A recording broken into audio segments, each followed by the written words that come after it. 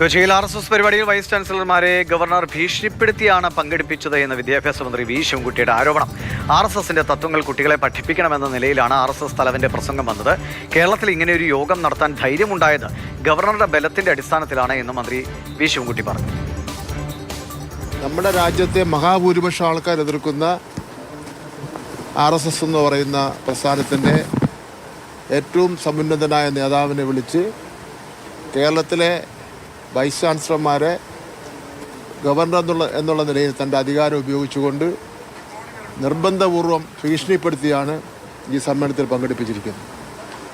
എന്നിട്ട് ബഹുമാനപ്പെട്ട RSSൻ്റെ തലവൻ്റെ പ്രസംഗം വായിച്ചു നോക്കിയാൽ കുട്ടികളിലാണ് ഇതെല്ലാം ആദ്യമേ പഠിപ്പിക്കേണ്ടതെന്നുള്ളതാണ്.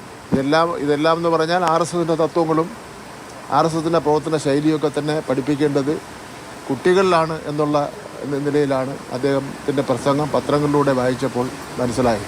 കേരളം പോലുള്ള ഒരു സംസ്ഥാനത്ത് ഇങ്ങനെ ഒരു യോഗം സംഘടിപ്പിക്കുന്നതിന് വേണ്ടിയുള്ള ധൈര്യം ഉണ്ടായത് കേരളത്തിലെ ഗവർണറുടെ ബലത്തിൻ്റെ അടിസ്ഥാനത്തിലാണ്.